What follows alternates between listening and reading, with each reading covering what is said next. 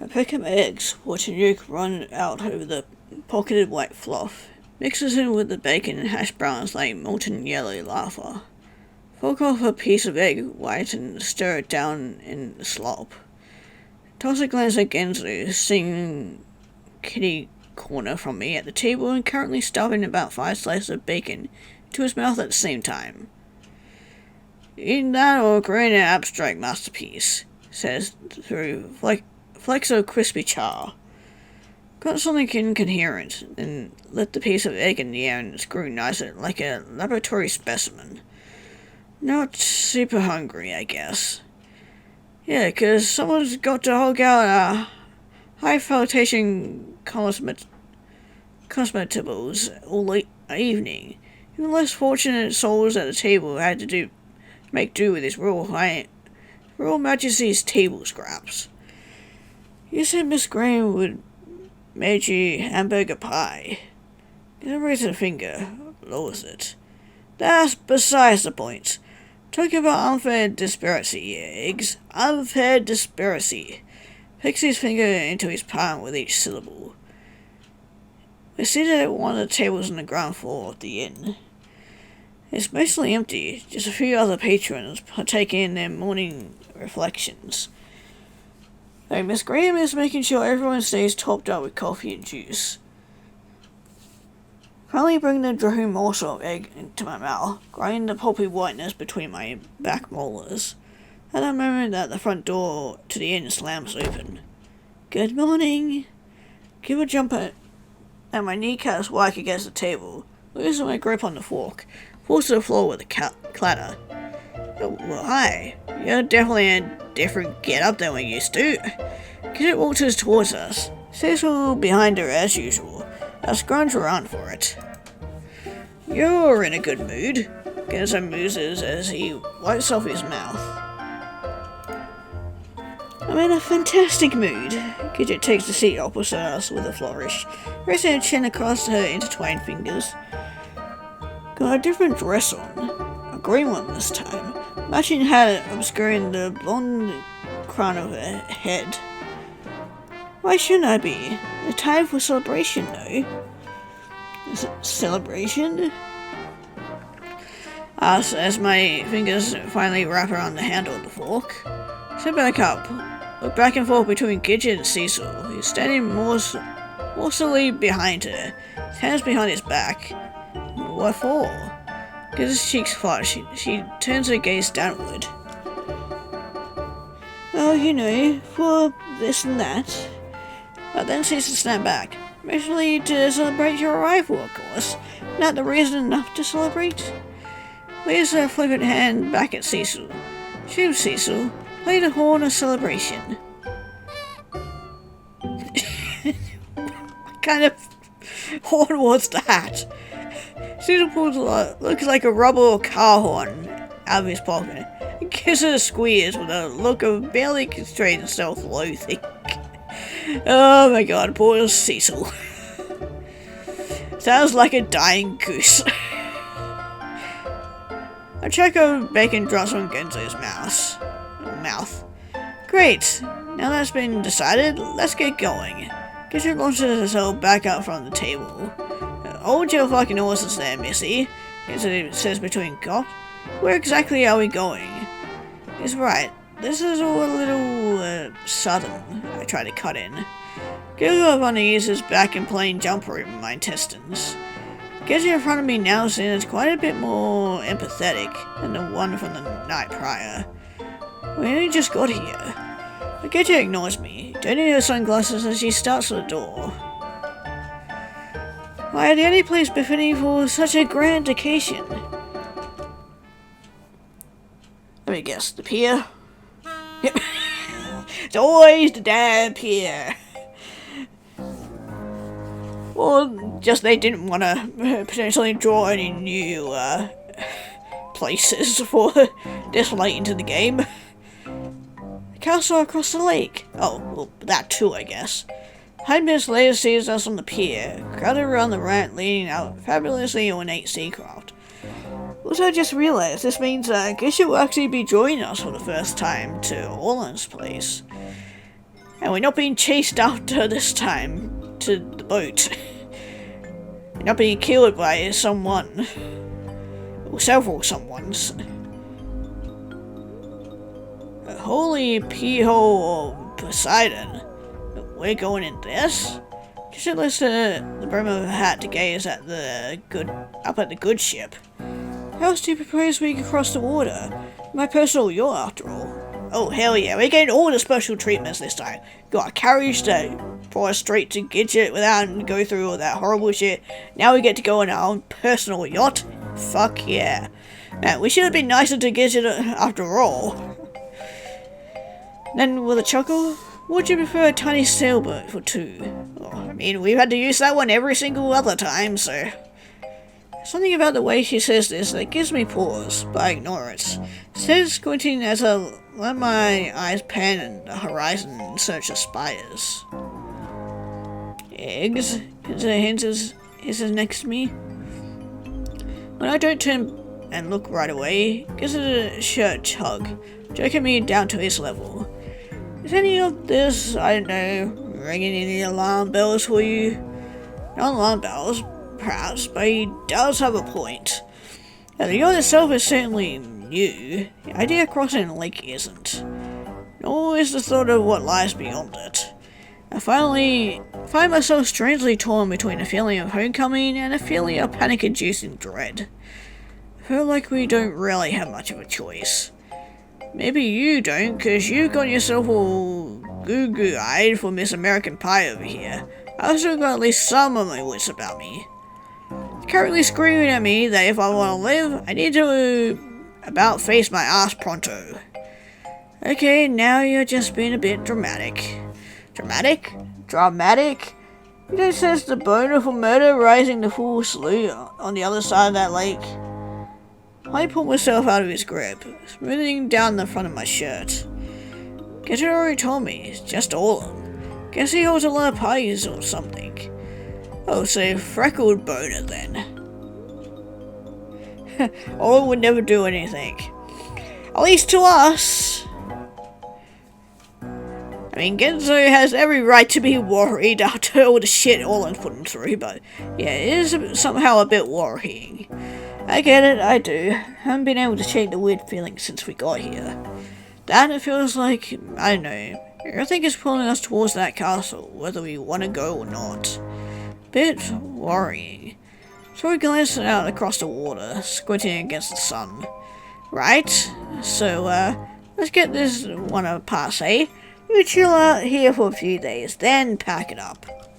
Worry had my fill of this place anyhow. Who needs a magical land of wishes when you got 2 pounds of your Mars frozen dumplings sitting in your freezer back home, eh? But somehow, despite what I said, his words passed from one ear and out the next. And already I'm walking away, falling in line behind Cecil, who's holding 2 giant suitcases up the ramp and onto the boat. Don't blame Genzo for being anxious. Already anxious enough for the 2 of us. But I don't want to make Gidget mad, considering how keen she seems on this. Besides, she seems to know what she's doing. She knows a whole lot more about this place and what's happening to this place than either of us. If anything were to happen, she'd keep us safe. Safe? It's a weird word to use. Smooth things over. Yeah, that's better. She'd smooth things over, no matter what happened. Iggy, come up here to the front. Almost as if on cue, here gets a call from the far side of the boat. Oh, sure, give me a sec. I make it to the top of the ramp and step onto the deck, taking a moment to get used to the way it bobs ever so slightly beneath my feet. Before continuing, I throw a quick glance at Genzo, still standing at the bottom of the ramp, brows crinkled in concern. He seems to be suffering from some deep-rooted internal conflict. Finally, however, he crumbles something beneath his breath, goes up the ramp after me. I'm only doing this for you, he muttered with a pout. Come on, you'll be fine. I hope. Last part doesn't quite make it past my tongue.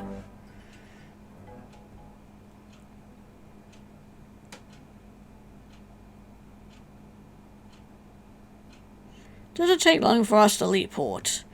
few last checks to ensure we're seaworthy, then a little yacht is slicing through the Shirlene landscape like a knife through butter, leaving nothing but a trail of white surf behind. Soon there's nothing but blue as far as the eye can see. How long will it take How long till we make it across? Asked Cecil, in what to me feels like a perfectly reasonable question. He, however, just glares at me and stomps down the stairs into the yacht's interior. I started him retreating form in confusion. Was it something I said? Rather than let myself worry too much on this matter, however, I looked instead to explore the yacht. First the upper deck, walking from bow to stern, and back again, hand tracing the railing, then down inside. Larger than I expected, complete with small dining area, kitchen, room to lie down in, and walk-in closet. Fancy too, from the rich mahogany window frames to the marble tables and countertops. Way back to the steps, I catch what sounds like Cecil talking to Gidget. I really must insist you wear something else. What are you talking about? It's perfect. Iggy will love it. You do everything he wants. Is that it? Cecil, we're not having this conversation. I only want what's best for you. This isn't you. Oh, and you know exactly who I am and what I want now. Is that it? That's not what I'm implying. Make it to the top of the steps. Both of them turn around. Kadir's wearing... Oh, Jesus Christ, okay, I was not expecting that. I'm staring respectfully Gidget, I swear. Fuck. Gidget is wearing the tiniest swimsuit I've ever seen. This is, no. A yellow polka dotted one, I guess. Anyway, almost on cue, little beads of sweat began dotting down my neck and hairline. And a cold snake feels like it's winding itself up inside my belly. Iggy! Gidget gives a delighted squeal and launches herself towards me. Arms go around my neck in a hug, and squeezes her body against mine. Feeling her cold discomfort increases by 300%. Fortunately, she doesn't stay long. She pulls away, says spinning around to show off every angle of her immodest countenance. What do you think? It's quite small. I mean, that could be taken two different ways. Either the swimsuit itself or other things.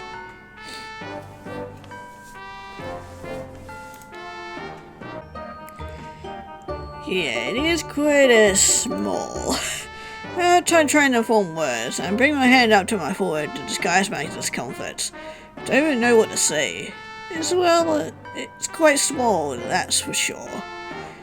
This is apparently the wrong thing, because I see the corner of Gidget's mouth droop. Now you're acting like Cecil. She brings her hands to her hips.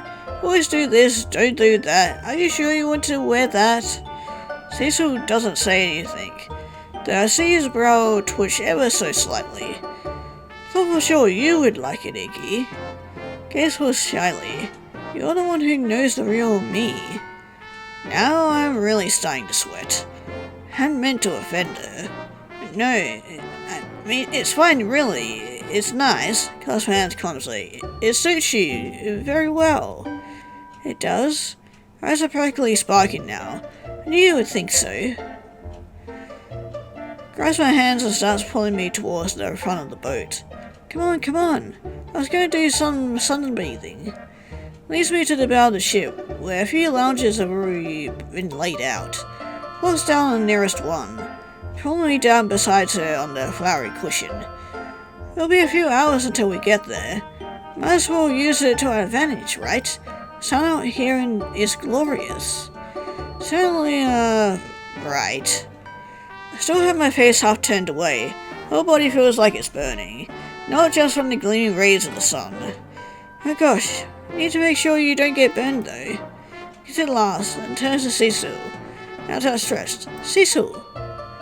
Cecil responds barely but obediently, touching what looks like a bottle of sunscreen from the nearby cabinetry, offering it to Gidget. Here, Gidget smiles shyly, squeezing some sort out of it onto her hand and rubbing it between her palms. Bends so easily, it's dangerous. Brings her hand to my face, rubbing the lotion across my cheeks, nose, forehead and chin, and moving down my neck and collar. Sit there somewhat numb amidst her ministrations, not saying a word, not really able to say a word. Touch itself isn't bad, in fact it's quite nice. Hands are warm and soft, and the up and down motions, lightly kneading my skin, are surprisingly calm. She moves to my arms. I actually notice myself starting to enjoy it. Eyes fully closed, relaxing, reassuring. Maybe I do like touch. Some touch. This kind of soothing touch. Safe touch. In fact, it feels so good that when she finally pulls her hands away, I find myself wanting to whine into this pleasure. Wanting to return to that wonderfully tranquilizing cocoon. Till... now you do me. Eyes pop back open. Tendrils of honey begin to resprout in my bowels. What? My voice cracks. I don't want to get burned either, especially not before tonight. She throws me a wink, then turns around. Back to me and her hands lifting her hair to reveal her bare back and shoulders. I swallow. Lesser Cecil, who continues to simply stare at me in resentment.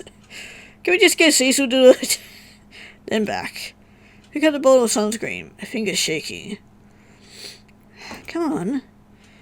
I squirt some into my palm, slide my fingers through it. It feels tight, so fucking tight, to the point I can't swallow.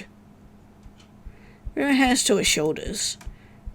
Begin spreading it around. It's awkward and stilted and bumbling. Fingers jerking lotion haphazard streaks across her shoulders. Down the length of her back and arms. It's a strange feeling. Fingers running across her skin. Feeling her skin. Hyper aware of every single spot, splotch and blemish decorating the expanse of glistening softness. Is this okay? I managed to ask despite the vice around my voice box. It feels so good. Pause then. Do my front too. Voice hitches. Fuck. Clench my eyes shut. Open them again. Fuck. Okay. Squirt more into my palms. This is what she wants. It's what I need to do. Need to be able to do. Oh, she'll... I cough. Take a deep breath. Reach for her shoulders, this time leaning my hand slide forward. Dipping downward. Across her collarbone. Fingers slick and sliding across her skin. Lower. Even softer now. Fingers sinking into it. Sinking into her. Chills are sweeping up and down my body now. Even under the beating sun. I feel so cold. My teeth could start chattering any second. Kitchen murmurs beneath my touch. And the sound of it jolts me with such force that my fingers dip all the way down into her suit top. Jet backwards, my fingertips on fire. Shit. Chest feels like it's caving in on itself. Kitchen turns around. Her face a picture of worry. Everything okay? I start before quickly finding that my tongue is turned into a sock. Tell her. You have to see it. But I don't. I can't. Bring a hand to my forehead. Fingers pushing back my clammy bangs. I think maybe the sun is getting to me. I know. His hand goes to my cheek. Thumb is forging divots into the skin. Should be cooler downstairs. Maybe go down, lie down for a bit. You can rest until we get there. Yeah, I think that's a good idea. I stand up with a wobble. Sorry, heard that was good enough. Dip my hands in towards my clavicle. Shame staring my cheeks. Anyway, I don't know how to finish. So instead, I simply turn away, gaze pointed downward as I make a beeline towards the stairs. Don't even notice Genzo until I ram into his shoulder. Sorry. Whoa. Is everything okay? I don't respond, so I just shake my head before disappearing downstairs. Genzo's worried gaze on my back the whole way down. The interior is wonderfully cool and dim compared to the sun on deck. I head straight for the back, towards one of the small rooms in the rear, that has been furnished with a miniature living area, complete with daybed. Once inside, I close the door behind me and collapse face first into the bed. Fuck. Every nerve in my body still feels electrified.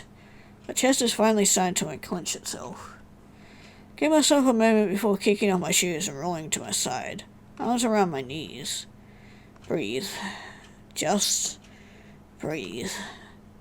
Close my eyes, relishing in the quiet, darkness of the room. There's a hesitant knock at the door. Iggs, you okay? I can barely hear Genzo's voice. Yeah, I'm fine. Just need to be alone for a little bit. Okay. There's a soft bump. Door gives a little shudder, almost as if he's pressing the forehead against the surface. I'll be here if you need anything. Thanks. Goes quiet. Silence like a heavy blanket drained across my curled form.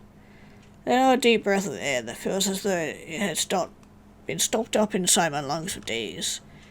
That's right. Everything's fine. You're fine. I myself uncurl slightly, pressing my face into the pillow. Pulls the frames of my glasses up against the bridge of my nose, slide them off with a sigh. Gaze goes to my hands. I can still feel the heat. Something is pressed up against my fingers. The cold fingers. I find myself cutting my fingers as though holding a ball. Mouth twitches. I'd never seen Gidget in that little clothing before. Never touched her like that before. In fact, till this moment, I'd always thought that Gidget didn't really want to emphasize those parts of herself. Not that there's anything wrong with wanting to do so, of course, but it just never seemed I only want what's best for you. This isn't you. Furrow my brows. I hate them, Iggy. I hate them. Press my lips together. It had been raining that day. That's right. Rainy Saturday afternoon. Hanging out at Gidget's house.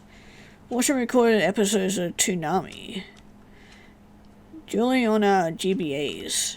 Playing half a game of Star Wars Monopoly before getting bored and instead sending the little figures on a secret mission to the basement. As the afternoon goes on, we start dropping off.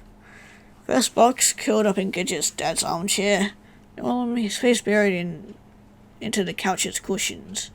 Finally, even Genzo, first making a joke about using it on his butt as a pillow, then actually dozing off there, drool leaking from the side of his face. I'm hungry. Do you want something to eat, Iggy? Gidget's lying in the middle of the room, just staring up at the ceiling amongst the Monopoly pieces.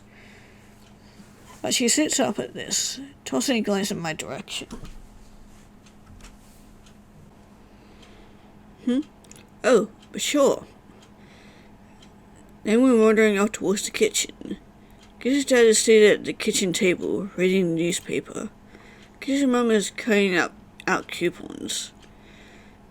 Gidget opens up the pantry, using a step stool to rifle through the selection of stacks on one of the highest shelves. When she reaches up, the hem of her shirt lifts and reveals her belly, as well as the band of her underwear. Weird observation. Mum glances up, eyes narrow. What the hell are you wearing? This way Gidget is off guard and she immediately falls back on her heels. Huh? Mum was already on her feet. 2 steps, she is to her. She yanks her shirt back up for another look. Those boys' underwear? No. Gidget looks away. Don't lie to me, young lady. Maybe. Gidget's mom lets out an exasperated groan. Thought you were past this phase. When were you gonna grow up? It's not a phase. I like them, Mum. Gidget shouts back, tears springing to her eyes. Now her mind is focused on something else. Mum hanging a strip of cloth poking out beneath the hem of her shirt. What the hell is this? She lifts Gidget's shirt all the way up. It looks like an AC bandage wrapped around her chest. Yeah, I don't like her mother. Can I just throw a couple of punches her way? Gidget jumps back and out of reach with a tearful yelp, tugging her shirt back down. Stop it.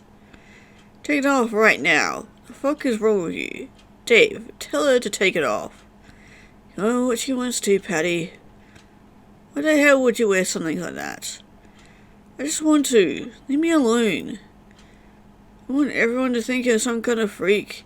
I didn't raise my daughter to be a freak. I hate you. Gidget goes running out of the room in a fit of sobs, arms clutched around her chest. Then for a moment, completely silent, take off after her. Runs out the door into the rain. Gidget, I try calling, but she doesn't stop. Runs down the sideway to the end of the block, to the little groove of trees separating her neighborhood from the one over. I chase after her, feet slapping against the puddles and sending cold splashes of water up onto my legs. I finally catch up to her, held beneath an old oak, with her arms wrapped around her knees, mud stroking her shoes and shorts. I walk over, out of breath, and drop to a seat beside her. I don't say anything. Rain is lighter here, sheltered by the trees. The occasional drop still hits my head, and gooey slick puddles separate the muddy path. I hate them, Iggy. I hate them, finally says, barely audible between her knees. Not sure what she's talking about at first. I bring up my own knees to my chest, curling my chin on top. I wish I could just rip them off. Oh, I blink. My gaze fall. Pitter-patter, pitter-patter. Rain is filling a nearby leaf, only a tiny lake of water at its center. Don't know what to say. What do I say? How can I make her feel better? Such situations are so confusing to me. Dealing with people is so confusing to me. Right down my lip. I think they're nice. Gidget doesn't say anything. Then she pushes her face into her knees harder. I wince. That must have been the wrong thing to say. Now I really don't know what to do. But rather than screw things up any further, simply scooch towards her, one arm around her shoulders as I huddle up beside her. I stay with her until she cries.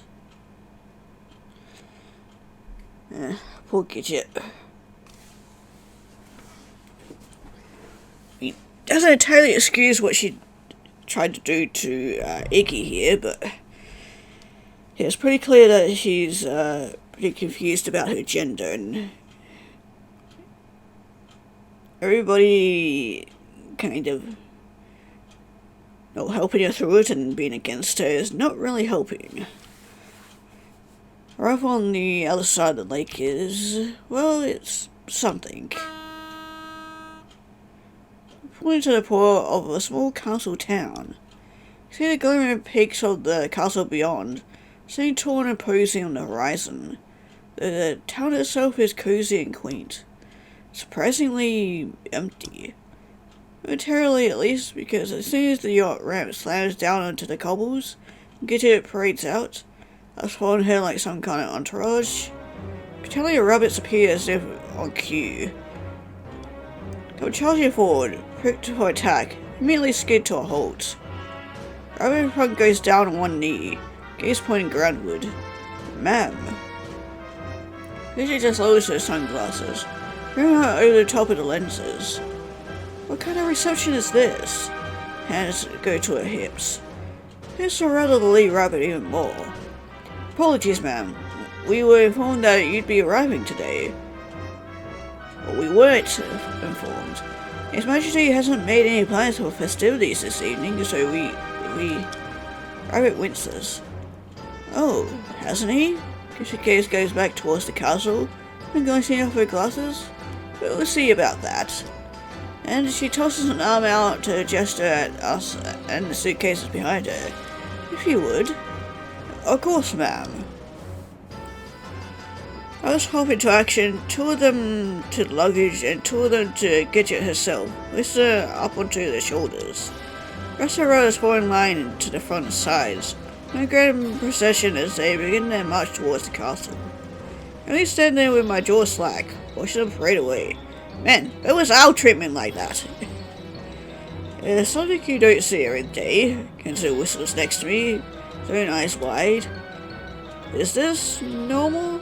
Asked no one in particular. Mistress is held in high regard. Kenzo draws next to me, face unchanging. Held in high regard? More like worship like a false idol. Just what kind of cult-like shenanigans are you got going on here? Cecil ignores him. It's not dally, gentlemen. Shoves his hands into his pockets and takes off after the moving spectacle. Two of us jog after, fully a step at the back of the parade. Rush through the streets, past houses and cafes, tinkling fountain.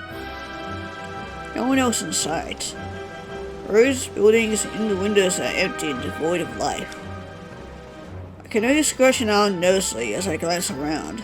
A chance glance at Genzo tells me he's feeling anxious too.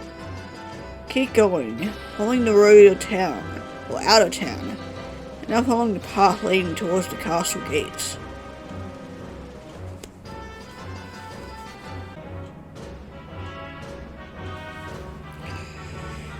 I see what look like twin guard posts coming to view as we grow nearer.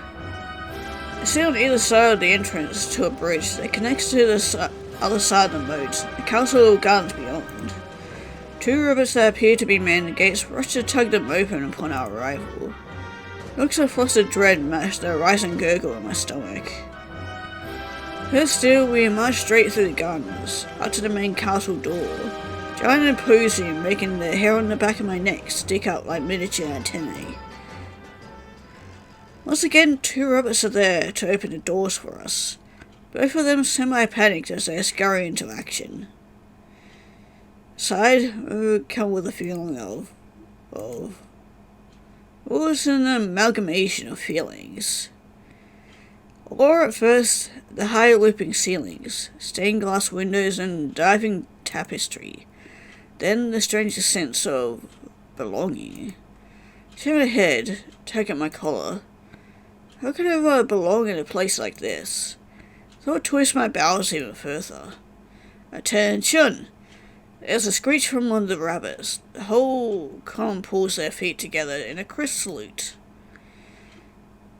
Two in front drop to their knees so Gidget can descend to the floor. She removes her sunglasses to look around the environs in semi-disdain. Glance to the right, to the left.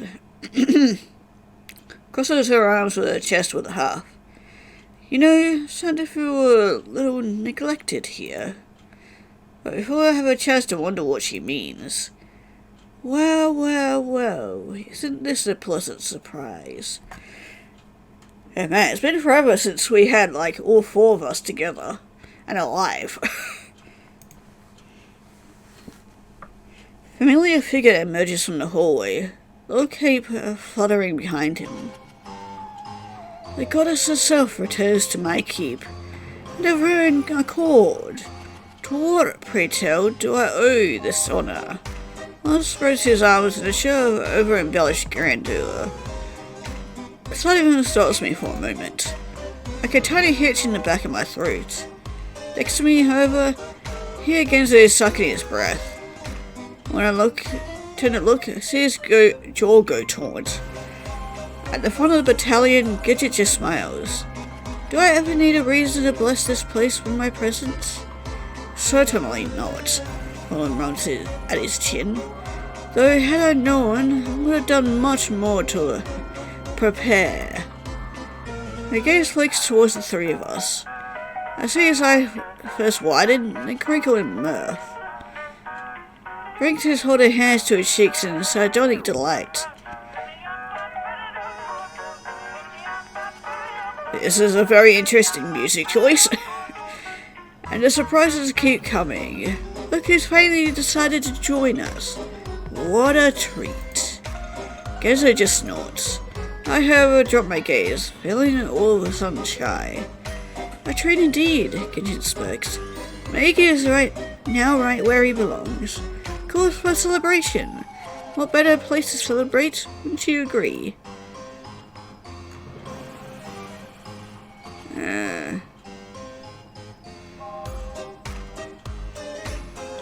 I don't really know what you mean by trying to defend myself, but yeah, let's just ignore what she said. A twitch. Something about what she says that doesn't sit right with me. I mean, yeah. That's a good point. At the same time, I'm not feeling especially courageous. Like standing in a giant hole, surrounded by some of rabbit guards with spears, I'm feeling decidedly uncourageous. Despite my irritation, I let the comment pass. Pick your battles, isn't that what they all say? But get you, dear. Much as it pains me, I haven't made plans for any entertainment this evening. Against counting on his fingers. I'll need to let the chef send out invitations, relay the tailors to ready some appropriate symbols to our new guests. He throws off his gadget approaches, blinking upward. But you wouldn't mind doing all that for me, would you? Takes his chin in her hands, and is pressing teasingly at his cheeks. Yeah, she's definitely got him wrapped around her little fingers. The second time that day, my jaw goes slack. Oh, practically melts in her grip. Gaze wandering not all at all stealthily from the eye-level placement of her chest out to her sweetly cooing lips. And you were really easy to please, aren't you, Olin? It's a three mew, tongue lolling out his mouth. It was like a puppy. Next to me, Genzo makes a sign of the cross in front of his chest.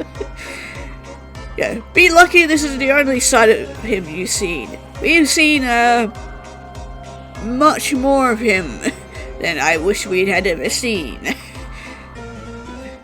I mean, even though Olin is kind of my favorite character. Yeah, anyway, moving on. I take back my wish. Some things in life that shouldn't be seen. My thoughts exactly. Come on, this one little party would mean so much to me. Giza traces her fingers down the collar of his shirt and gives it a tug.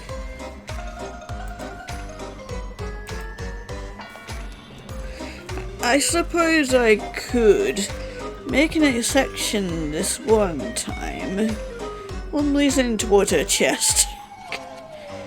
Ready for her to step away abruptly, listening him to the ground. Man, you are really desperate, aren't you, Olin? Excellent, she says, fixing her dress and hat. Besides, Ross said so. Know how much you enjoyed him last time. God, who hasn't he slept with at this point now? Oliver Carlson straightens up, wiping up his chin. Gaze flicks to Cecil. Yes. A scabious grin returns. He brings the tips of his fingers together. I did indeed. How could I forget a man so gifted? Don't really need any more info on that. Guess I throw a identical curious glance at Cecil. If one isn't boasting his usual passive visage, Teddy's looking away, shoulders hunched and cheeks colored pink. Now then, I must clean up. Been a long, tiring day in the boat. I want to look my best tonight. Of course. Guards? almost snapped his fingers, summoning a duo of attendants to his side. Ready for the bath for her ladyship, would you? I do make sure she has everything she needs. Yes, sir. Attendants lead her off and down the hall, leaving us alone with Autumn and the rest of the battalion. Autumn watches her leave, small chuckle playing on his lips as he turns back to us. Iggy, Iggy, Iggy, cocks his head to the side and begins linking over. What have you got yourself into? Genzo stands in front of me before Autumn can approach. Leave him alone, fuckface. Knock your fugly crown right off that right on your head. Please seems to go to Autumn further. Look at you, still so determined. Enough that the cruel cogs of fate have already turned out of your favour. What the fuck are you talking about? Nothing, dear. But I'm suddenly feeling especially nostalgic. What about you? See Genzo grit his teeth. Takes a step forward, finger raised. I almost snapped his finger before Genzo could start whatever he'd been about to. Guards? Genzo winces, playing back with a nervous twitch of his cheek. Get these two gentlemen cleaned up, would you? And fetch the tailor. They'll need something to wear, after all. And I want everyone looking their best for tonight's festivities. Yes, sir.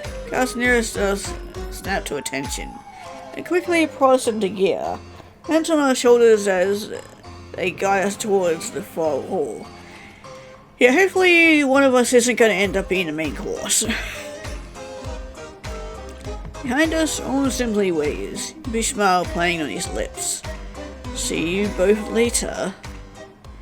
Oh, I'm sure we'll be seeing much of each other. Get separated from Genzo at this point. One moment, he's walking behind a set of attendants down a wide hall lined with stained glass windows. And the next, another attendant appears and leads Genzo away, down a different corridor. All I can do is shoot him a look of confusion, as my own attendants usher me further along the red carpet, towards an ornate marbled atrium. Oh great, we're gonna get scrubbed by the rabbits this time, man. Here's me hoping that we'd get, special treatment this time.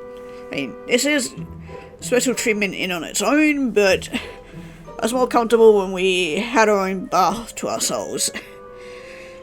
Taken into a small bathroom, another attendant waits and proceeds to start tugging me out of my clothes the moment I step inside. What the fuck? My foster confusion is paid no heed. Pushed unceremoniously into an already filled tub, be slipping out from under me, see my whole body straining under the water in an exodus of bubbles. Barely had time to catch my breath before, with a subsequent yank, pull back up and taken to with a sponge. Is this really necessary? Sputtered between winces. Robertson is really going to town with the scrubbing. Surprised I haven't even had skin after this. Down to my embarrassment, a whole flurry of other attendants continue to enter and exit the room, preparing who knows what. My cheeks burn as I attempt to curl forward and hide myself. A tug from behind makes it even this impossible. Leaning backwards as another attendant with a tape measure begins taking my measurements, even as the first continues scouring my legs. At some points, I simply close my eyes, focusing on nothing but my breath and willing this unfortunate experience to end rapidly. Once the scroll down is over, I'm extracted from the water and towed off in a series of fierce attacks to my extremities. Before, finally, going on road to clothe myself in, led to an oversized vanity piled high with all manners of grooming amenities. The amber curls are brushed, dried, and slacked in a manner so thorough you'd think I was being prepared for dinner with the Pope himself. Yeah, well, I mean, it's close enough as you can get. To the truth, at least. By the time the assault on my follicles is over, the attendant who measured me has returned. He's now carrying what looks like a pressed black suit over his arms. Wait, this is for me? His My chief functions enforce a strict dress code. Dress code? This is all the information I've apparently been deigned to receive. Pushed to my feet, rolled to my robes, forcibly fitted into the confines of my new formal attire. Dressed around my body like a glove. All crisp pleats and smooth swaths of expensive-feeling fabric make me feel both overwhelmed and proud now at the same time. Now, if you would follow me. The attendant begins ushering me towards the door. Wait, already? Can I get a moment? I'm feeling a little... My hand to my still racing head. This has been one too many rapid-fire assailments to my already fragile psyche. What I would do even 5 minutes to myself. Such considerations are not on the table, it seems. Even as I'm intending to loosen the choking grip of the tie around my neck, we are prodded out the door and into the hall. Then down we go, back through the corridors of towering gold and down the staircase leading to the foyer. Perfectly shined shoes seem to echo especially loud on the marble stairs with each step. Genzo's already weighing at the bottom as I approach. Oh good, he hasn't been cooked yet. He's got his hands shoved in his suit pockets and is staring at the ground, idly scuffing the tile with the toe of his shoe, but he looks up upon my arrival. Oh, you're looking smart. I honestly thought that with Orlam in charge, he might give him something a little bit more embarrassing. I see him blink. His eyes widen. Brings a hand to his mouth and jerks his head away. What's wrong? Tugging my collar, feeling all of a sudden self-conscious. Guess you got the same treatment as me? What's his face? Seems to be collecting himself. Nothing, a sheepish grin. You look, great is all. Damn, Miggs, you do clean up nice. Makes me stand up straight. Feel a weird sort of heat twist and coil itself in my belly. Not altogether dismissal to the cloying tendrils of discomfiture. I've been feeling around Gidget lately. Quickly turn the conversation away from myself. You don't look so bad yourself. Give him a glance over. Damn, somehow this brings me back though, huh? When was the last time we all got guysed up like this? So Gizzo's mouth twitches. For a moment, I see his eyes darken. Looks away. Yeah. One of the attendants behind us clears his throat. Shall we move along? Oh, right. Then we're on the move again. This time towards a large atrium to our right. There's a grand set of doors at the far end as we approach.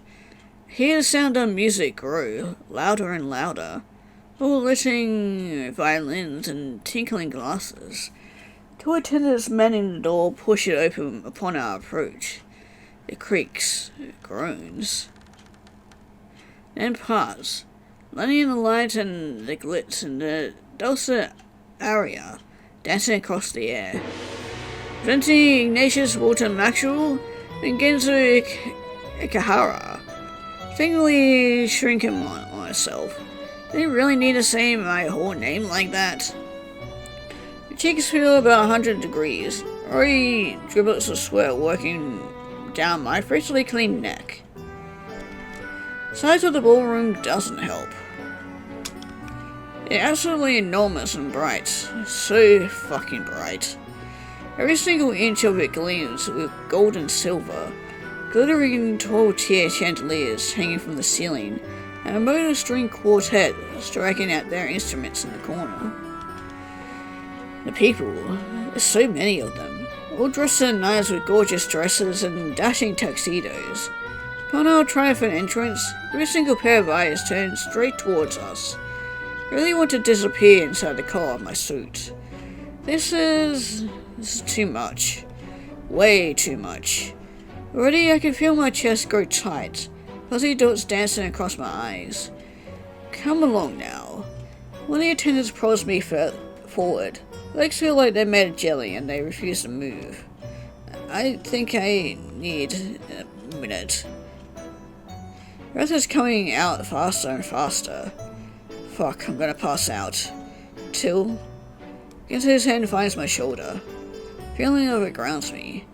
Up against the slow, wobbling vision fizzling into clarity. Turn towards him with a beleaguered grimace. He just smiles. Give my shoulder a squeeze. Hey, I'm right here. Take out my collar. Feel unbelievably sweaty.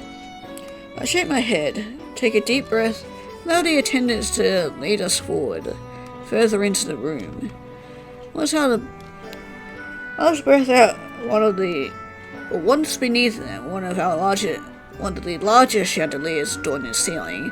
I tend to retreat with a bow, leaving the two of us alone against the bustling, whispering crowds.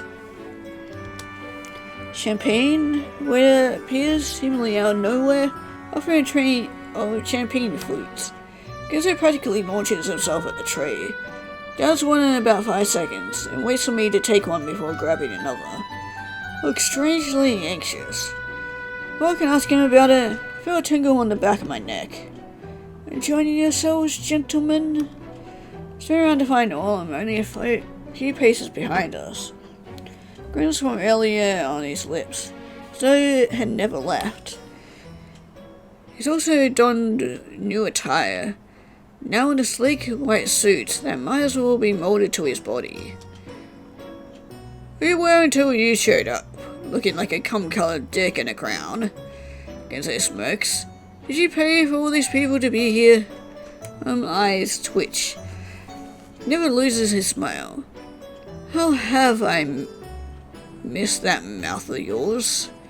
Throws his hand out to his sides. But alas, people actually respect me here. As foreign of a concept as that may be to you. They certainly seem to like you. You look great.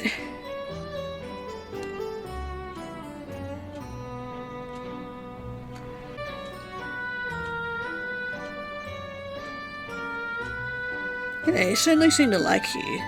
I hesitant glance around the room at the bustling crowd.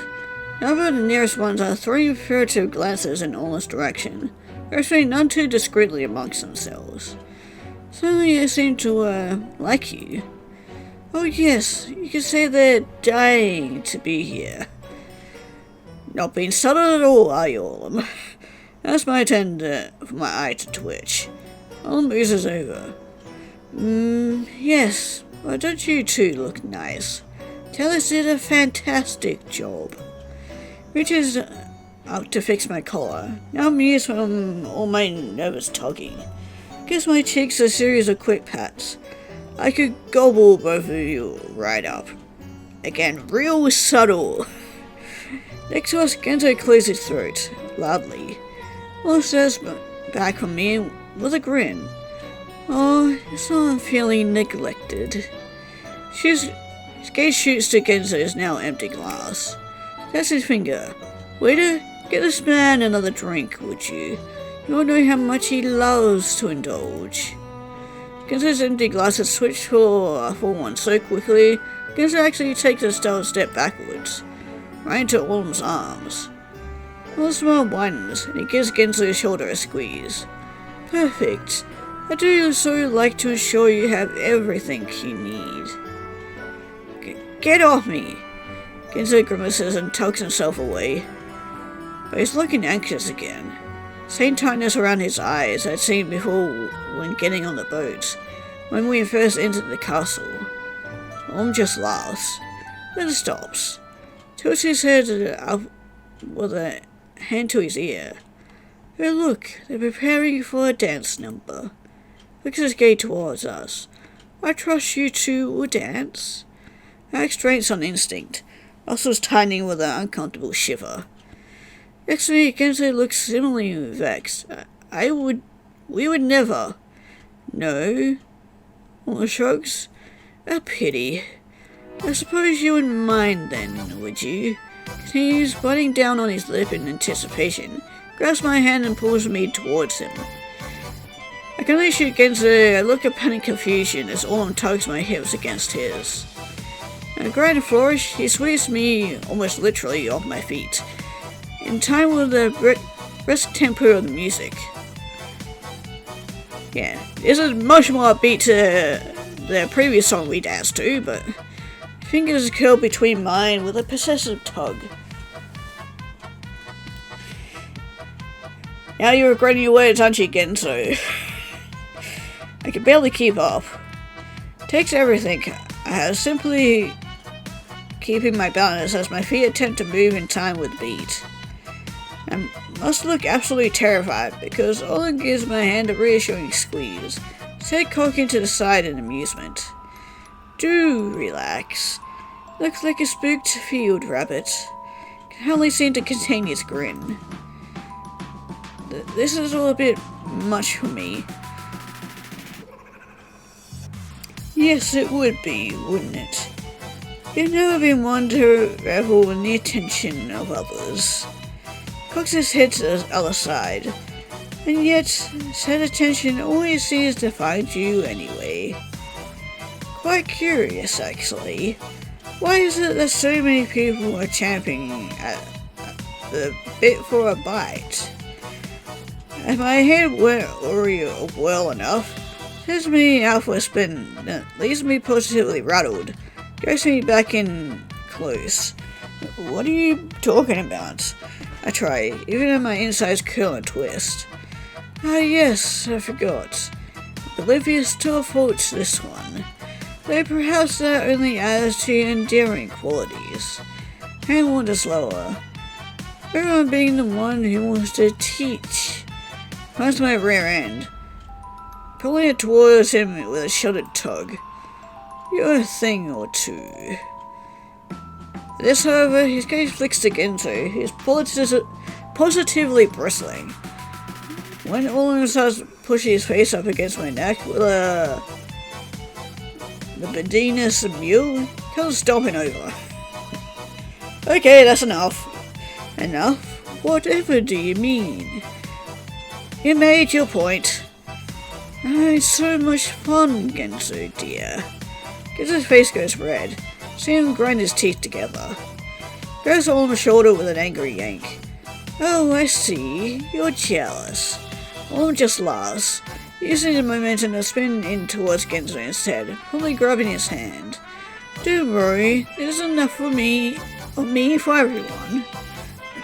Oh, it's Genzo's turn now. Genzo blanches, something over his feet as Olin sweeps him up into the music.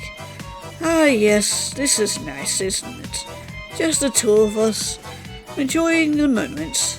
Been so long since we've been this close. Olin, Genzo looks 50 shades of uncomfortable. You can see the glimmer of sweat along his hairline. You know, I've been thinking about you a lot since my arrival here. I would welcome you. What do you think about my accomplishments? Genzo forces a somewhat good smile. Accomplishments? What, we congratulate people having stuff fall into their laps now? As contentious as always. Just because you failed in your endeavors doesn't mean you need to devalue mine. What the fuck is that supposed to mean? I haven't failed anything. Haven't you? Pulls him in close. We're to see what he looks like, about ready to devour him whole. I suppose tonight would be nothing new for you. Genzo snorts. At least I don't take advantage of others when they're at their weakest. No, you're just an ass all the time, aren't you? Olin lowers his eyes.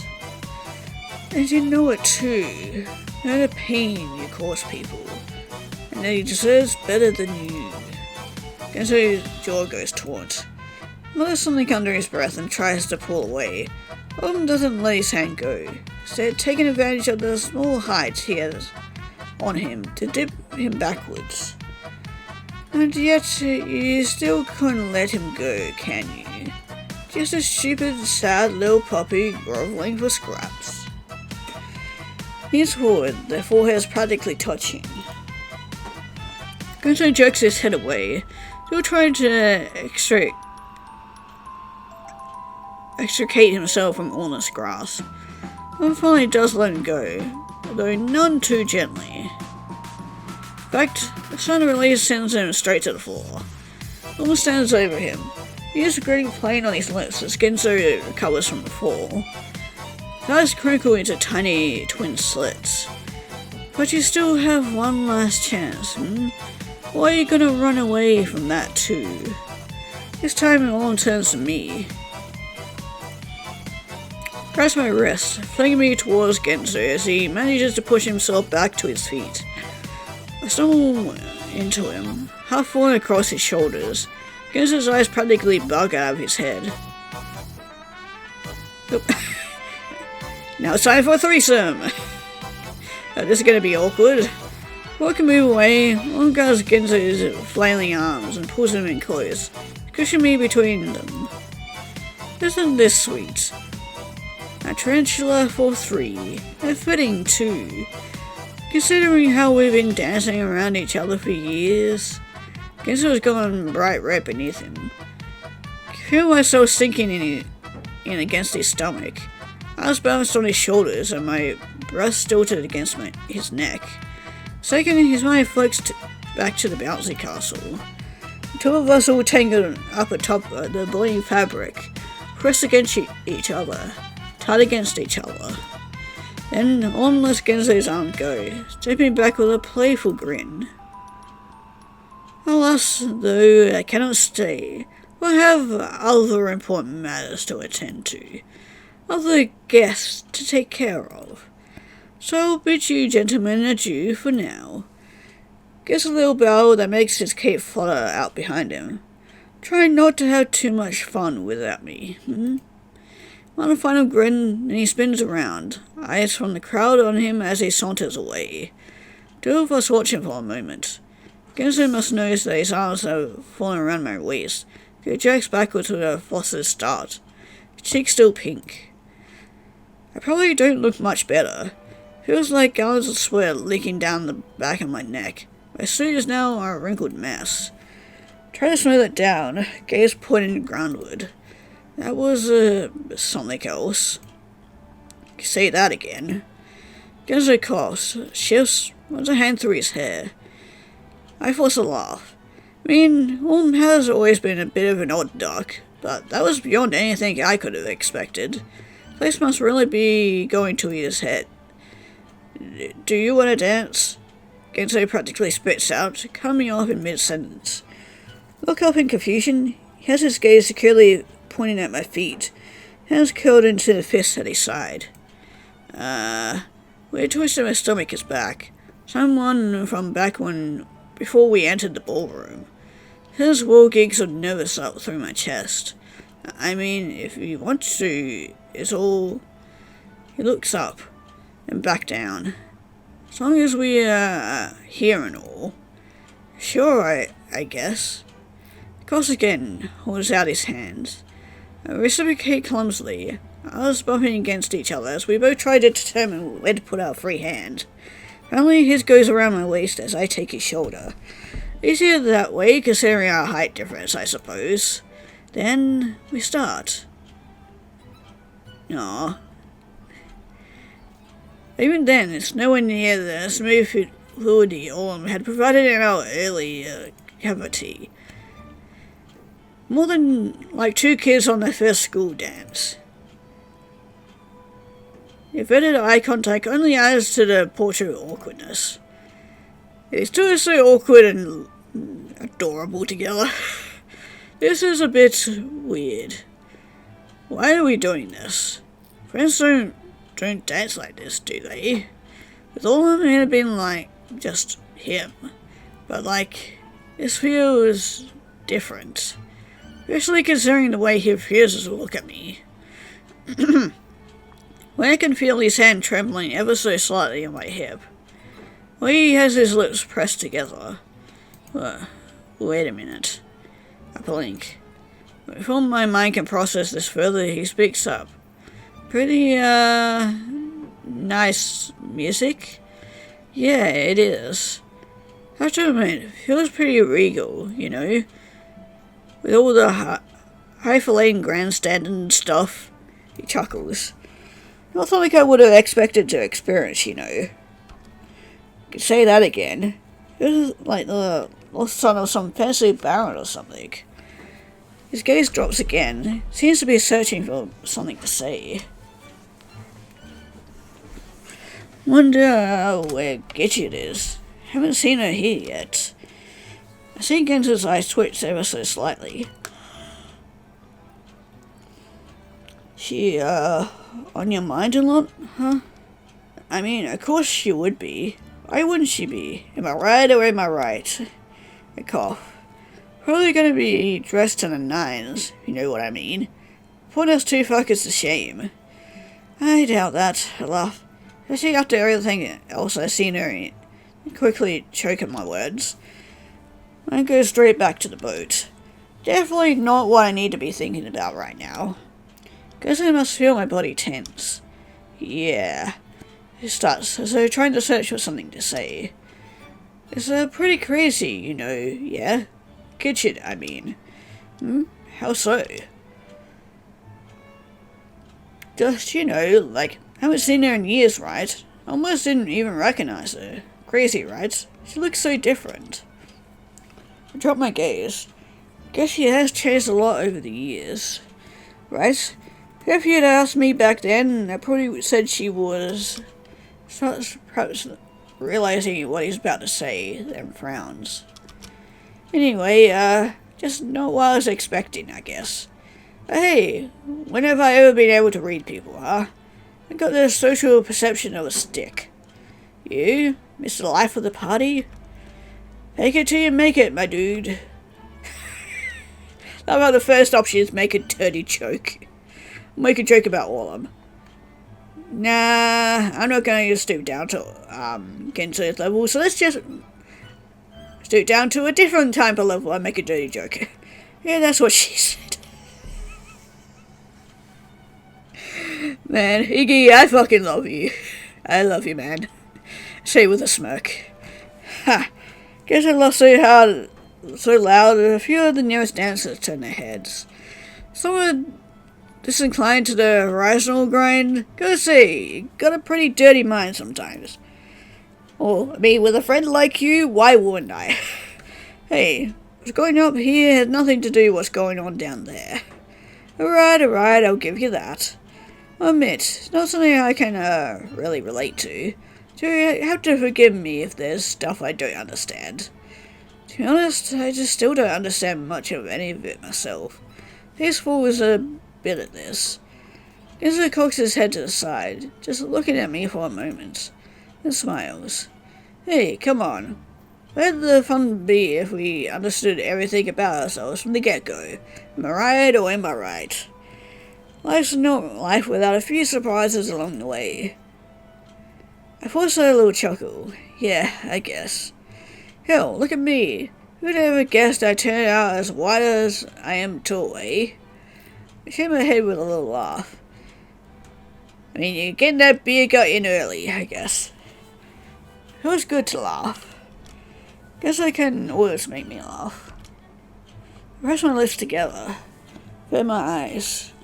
When the silence settles over us again, Genzo's gaze drops. His nose twitches. Despite everything, this has been nice, you know. Getting to spend time with you for once. Yeah, we haven't really done much together in a while. Yeah. Rose fingers shifted in between mine. Hands feel sweaty. I pause. I like spending time with you. Hold my head to the side. Nervous jitters are attacking my gut and mess now. Try to call them with a laugh. I like spending time with you too. My friend again. I see him wince. Brows furrow. No, I... Stops moving. Looks really distressed. Remember that he's also had at least 3 glasses of champagne at this point. Brings a hand to his forehead. I can see his fingers shaking. Jen, what's wrong? You're acting super weird. I see a swallow. Looks up at me, his eyes strained. Only at that moment, another flourish of metal and string is cut through the din, and the lights go suddenly dim. The crowd gasps. I throw a confused look around, just as a beam of light is directed towards the door, illuminating a head of cascading blonde hair. Presenting her ladyship, Gidget Francine Bordell. I was expecting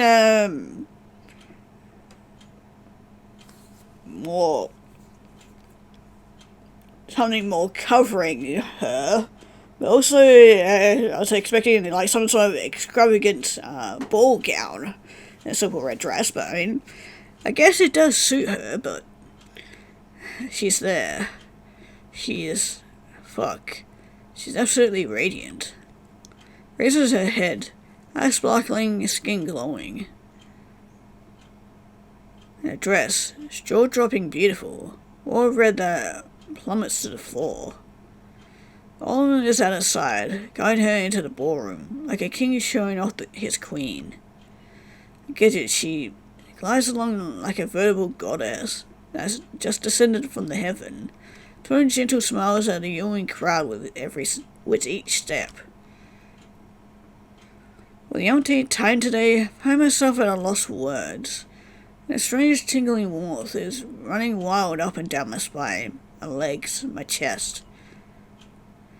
They approach us, the spotlight following them the entire way. Till, with a little spin, Gidget detaches herself from Olin, stares towards me, hands outstretched. My turn? I step away from Genzo and take her hand. How can I resist the invitation of such a lovely lady? Poor Genzo. Genzo falls back silently. Then the music starts anew, filling a gorgeous piece that seems to rattle the rafters as it soars towards the sky.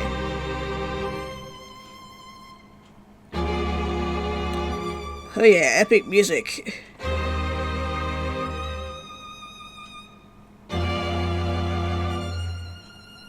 Do you really need to place your leg there?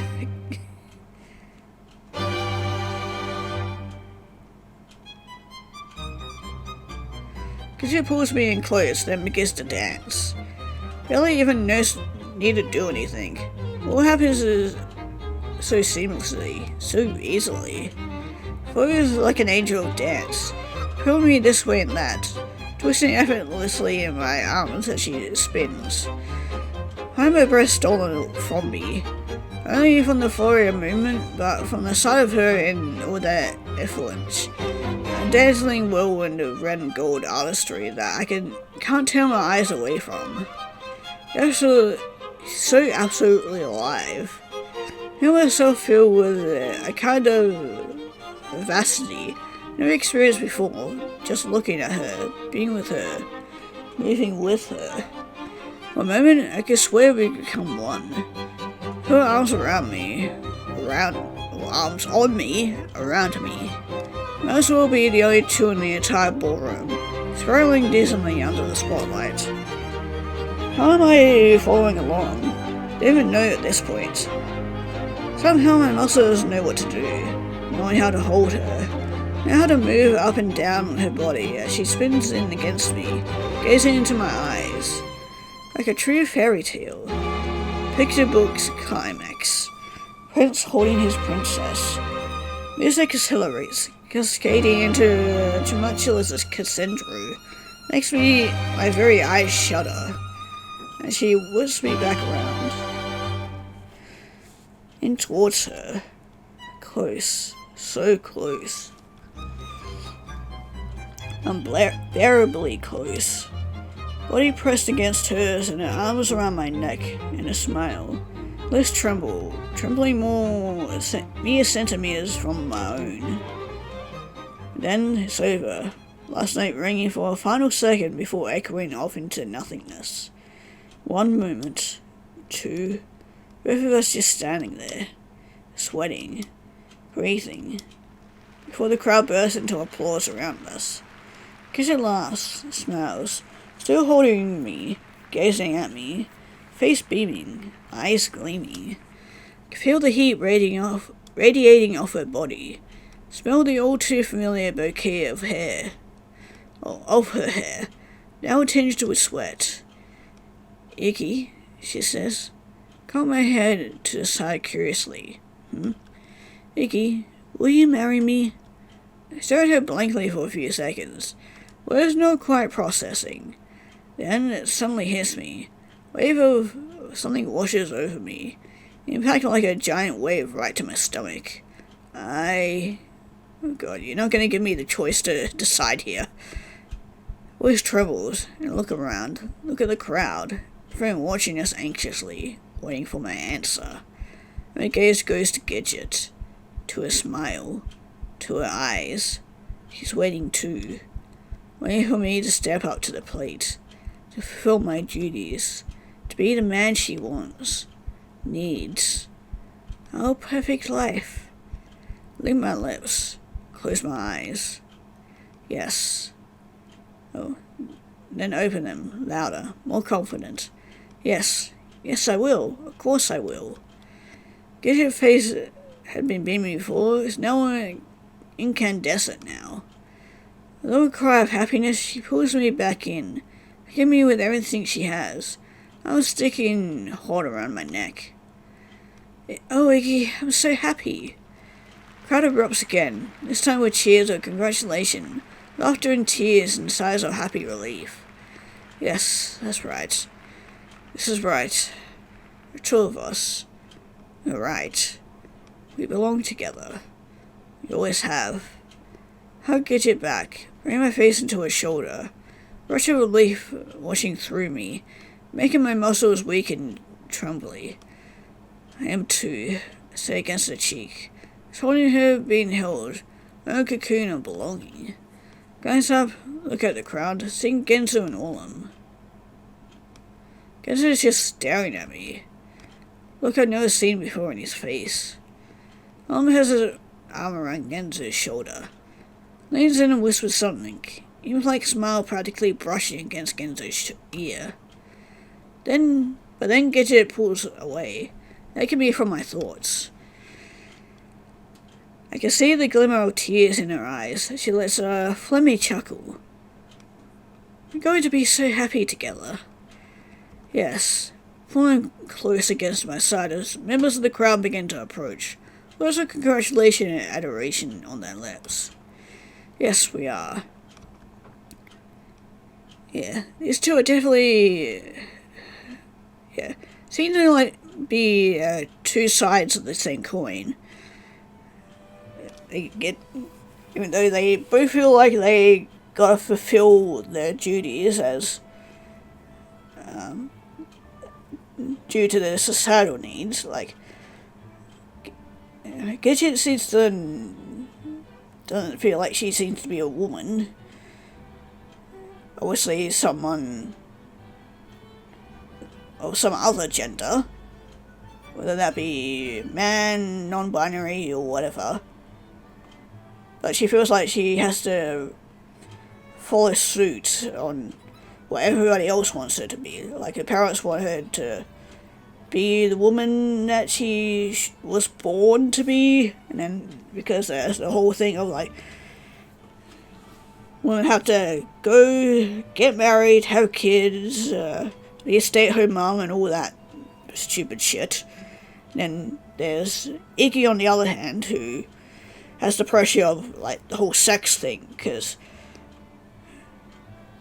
everybody's so like kind of obsessed with sex, and like you're looked at wrong if you don't want it or don't like it. So yeah, there's that. It makes sense that these two seem to gravitate towards each other and feel like they're compatible, but yeah, anyway. We spent a whole while making the rounds after that. I actually enjoyed myself once. Not usually one to relish in that kind of attention, but adrenaline running through my veins after everything that's happened apparently takes control, gives me courage. Yeah, and then we're gonna probably crash out soon. Talking to people, laughing with Gidget, dancing with Gidget. An hour or so in, however, my nerves are starting to calm down. Social exhaustion catches up with me. Yep, here it is. No longer able to follow along with the conversations. Everything feels like it's a bit too loud, too bright, too all in my face, and happening at all all at once and all around me. Pull Gidget to the side after an especially long conversation. True bearded gentleman.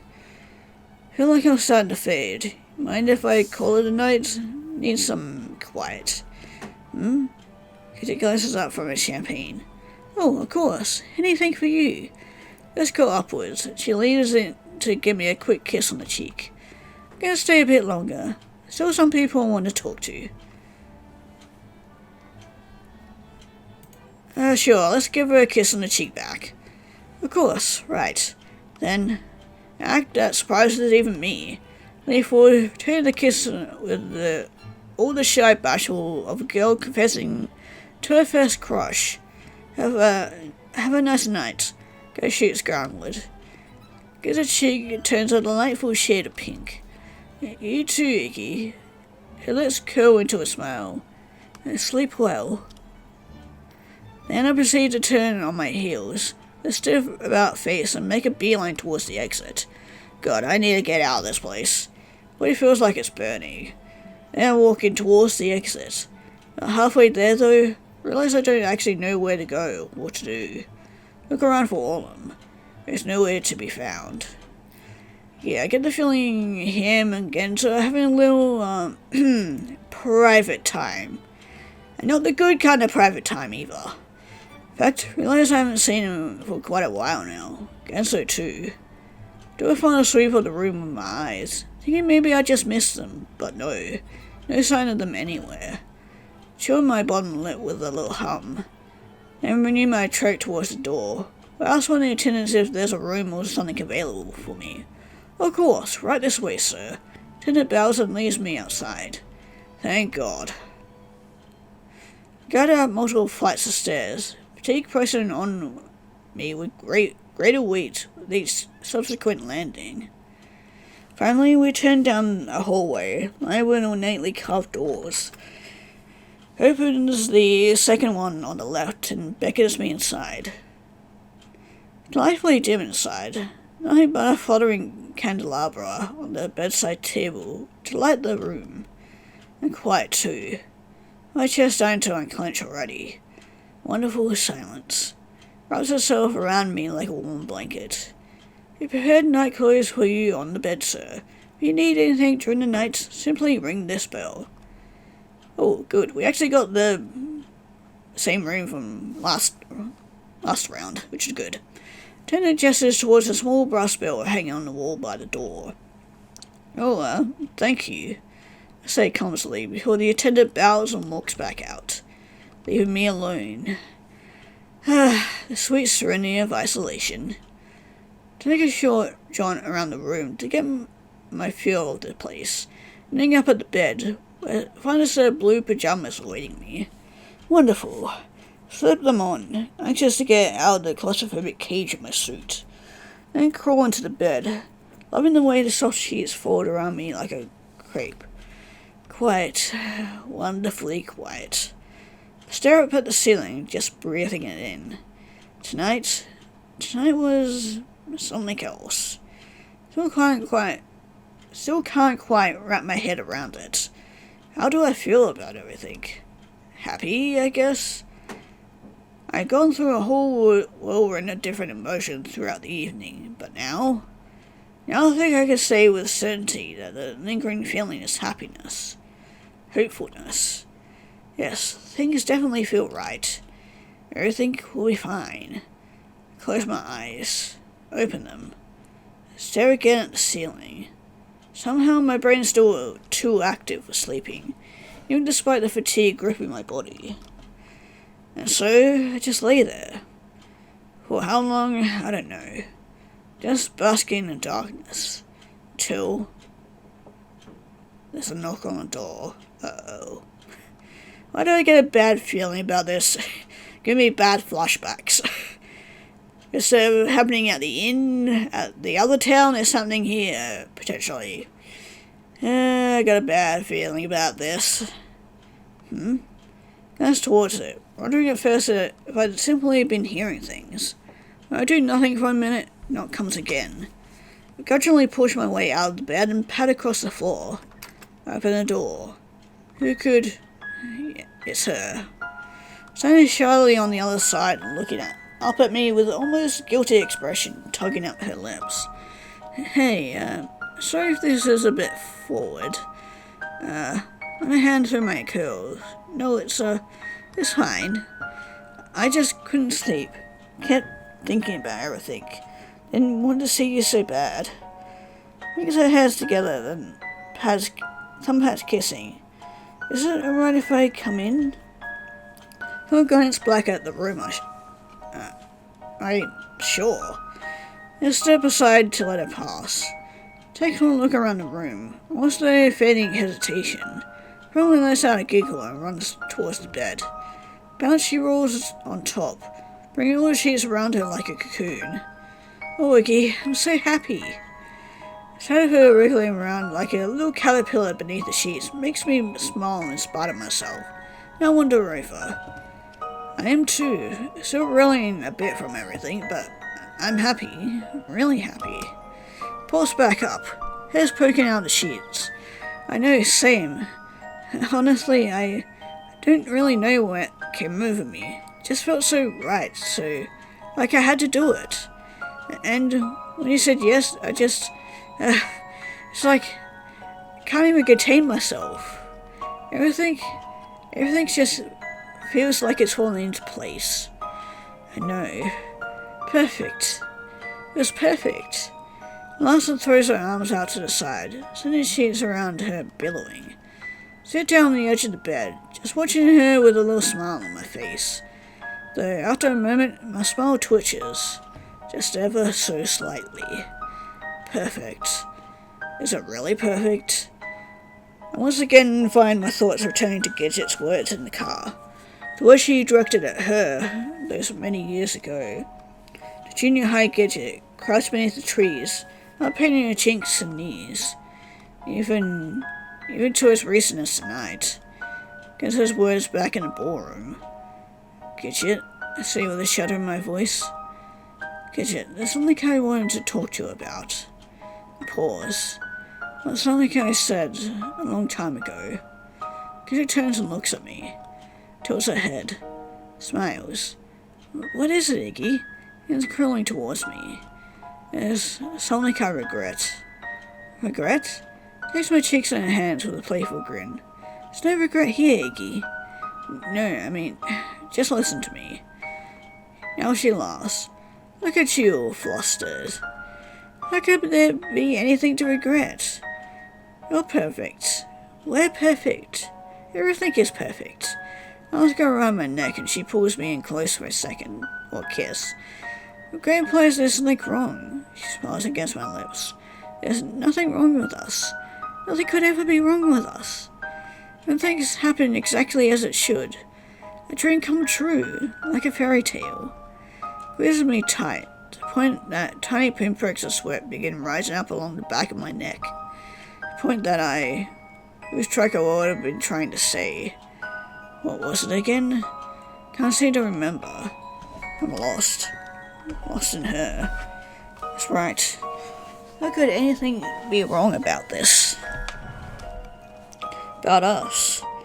Pulls back with a sigh, just gazing down at my face, running her hand through my hair again and again. You're so cute. Hands go to my cheeks. My own little Iggy. Something pings in the back of my head. My jaw goes tight on instinct. Cold snap snaps around my arms. Gidget doesn't seem to notice. Come here. Come here. Tugs up my collar, pulling me towards the top of the bed. Just want to lie with you, my adorable groon-to-be. Despite my misgivings and do as I'm told, falling down the pillow beside her, gazing into her eyes. She murmurs, bringing a thumb to my cheek, tracing it gently, lovingly. It immediately feels good. Soft touch of her fingers brushing across my cheeks and chin, combing through my hair, scratching at my scalp. Close my eyes and just focus on the soothing touch, letting myself to get lost in it, get lost in her. I love you, Iggy. Eyes pop back open, Cheeks are flush pink, pupils trembling.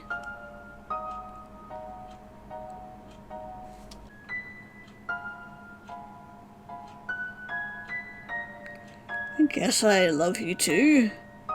Do I? Of course I do. How could I not? This is the path I'm on. It's what will make her happy, isn't it? This part. I love you too. Just saying the words brings my heart heat to my neck and face. But it feels good. A good heat. A comforting heat. Cause it softens and I swear I can see the glimmer of tears in her eyes. Wanted to hear you say that for so long. She leans in towards me. This is practically touching. Do everything to make you happy, Iggy. And she kisses me again. But from the start, I could tell that this one is different. Strange sense of forcefulness to it. They're searching for something, needing something, craving something. Fight back the alarm bells that start ringing in my head. No, this is fine. It's fine. You're fine. You're fine. This last one is more of an order to myself than an observation. Let's feed on me, deeper, moving and sliding. Feel her tongue, slips inside before I realize it's there, seeking me out, lapping up my insides. Then her hands find mine, pull me towards her chest. At the start, I realize she already has a nightgown undone. Ah, shit, here we go. It was only a matter of time before she would go on a murderous rage. She clutches my hand on her breast, and my fingers sink into the skin. It all happens so fast. So fast I can't keep up. Head beating, beating, beating. Cold, sticky tendrils racing up my spine. I want you to touch me, Iggy. I want you to feel me. I pass just for you. I can barely hear over the sound of my racing heart. Always hated them, but I need to for her. I know that she liked them. Need to be what she needs. They're yours, Iggy. Close my eyes shut. Begin kneading the skin with my fingers. She moans against my lips. Gasp. Feels so good. Sounds, words. What they do is send me more and more chills up and down my arms. Eyes narrow impishly. Things I'd love to do to you.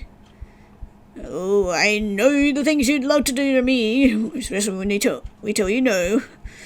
Grin as she bites down on my lip. My cute little rabbit. Hands are roving across my chest. I have plenty of time. All the time in the world. Tonight is just for you. Follows with her mouth, then her lips trace down my neck, tickling my collarbone. Pushes up my shirt so she can run her tongue down my chest, picking and pecking with her mouth. Fuck. Grab my teeth together. Keep it together, Iggy. Keep it together, Iggy. This is what you signed up for. Maybe you said yes. Now you have a duty to fulfill. She wanders lower. My fingers are on the elastic of my pajama bottoms. Feel her tug them down. Feel the cool air hit my skin. Bring my hands to my face, clutching at my eyes. I can't look. Won't look. Chest is so tight I can't breathe. Whole body is starting to shake. Starts as a light tremor. Grows and morphs into a creak that makes my teeth rattle against each other, also spasming out of control. Oh, looks like someone needs to wake up, Her Gidget giggled to herself. Feel her breath against my skin as it passed out in hot little bursts. Don't worry, that can be fixed. Gidget, stop! Comes out before I can stop it. Shout from the base of my lungs that comes tumbling out between my clattering teeth. It's quite a moment. Then... Feel her pull back, which is enough for me. Grab the sides of my pants to pull them back up in a half-frenzied tug, curling in on myself in the process. What's wrong? Did I do something wrong? Don't miss the tiny treble in her voice. No, you. It's not you at all. It's me. What do you mean? She pushes herself up onto her elbows, looking at me curiously. I sigh, lick my lips. Her feels unbelievably tight. I can't look at her. I can't face her. Keep my head ducked, gaze pointing at my curled toes. I should have told you earlier. I tried. I really did. Another breath. Try to swallow. That spit gets stuck in my throat. But like sexual things, they make me really uncomfortable. She's quiet. Deathly quiet. Wait, you don't like sex? I already feel the build-up of shame in my belly. It goes up over me like a cold, wet blanket. No. More silence. This was honestly the closest I've ever gotten before. I went. Maybe it will get better. Maybe it will go away. I don't know. Maybe I just need more time. You could have told me this sooner. Her tone of voice catches me off guard. Sends a shiver up my spine. I finally look up. See her peering down at me blankly. I tried to, but... It brings her fingers to her temples, massaging them in frustration. How the hell is that supposed to work then, huh? Can't have a family. Is that what you're telling me? What about my needs? Are they just thrown out the wind? Is that it? Or no, I sit up, shaky arms pressing into the cushion of the mattress. Insides are quickly gnawing themselves into painful snarls of nausea. We can figure this out. I know we can. We can find a way to make sure we're both happy, you know. There's definitely ways. As long as we both love each other, we can make it work. We can make it work? How? I can't ever even touch you. Can't even lie with the man I love. I'm just going to live like a nun for the rest of my life? Rose at her eyes, stretching the skins of her cheeks. It can't be happening. This can't be happening. Why is this happening? I don't really know who she's talking to at this point. I try reaching a shaky hand towards her shoulder. Gidget, please. After everything I've done, to be perfect for you, so you'd want me. That was apparently all pointless, huh? You'll never want me anyway, huh? Wow, what a shocker. Know how to make a girl feel special, Iggy. Gidget, stop. It's not like that. Imagine my mother. Hey, Mum, I finally got hitched, but you'll never guess what? Doesn't fuck. Fancy that. Guess you still won't be getting those grandchildren. Gidget. So stupid. So fucking stupid. Everything was pointless. Everything I've done. Could I ever thought I'd be happy? I deserved anything beyond the shit I had to put up with. Flies off the bed in rage, stumbling towards the window. Just standing there. Standing there in the faint light of the moon. Feel I'm shaking, toes curling into the carpet. Feel myself grow small, so small. Body crumples atop the mattress. Silence. Absolute silence. Don't know what to do. It feels like it's been torn into 1,000 tiny pieces. And the shame. So much shame. Eating me from the inside out. Body's still shivering. It's out of control now. When I curl my arms around my chest, I feel goosebumps up and down my skin. I willed the energy to climb back under the covers. The moment my head hits the pillow, tears begin leaking down my cheeks. I'm sorry, I say softly. So softly I don't even know if she hears me or not. I'm so sorry. Stays there a while. A long while. So long, wonder if she's even still there. And finally, hear her footsteps nearing the bed. Quick as she climbs on, approaches. And it goes to my head, fingers running through my hair. Softly, gently. Then she's lying down next to me. Arms encircling me as she coils herself around my back. Her face against my neck. Feel her breath against my skin. It's okay, she says softly. Voice like a flickering candle in the dark. Make it work. Feel her sigh into my hair. Everything's gonna be just fine. Feel her arms give me a possessive squeeze. I'll fix this. Well, at least we didn't get killed. She didn't become murderous, I guess. I don't know how to feel about the whole situation, though.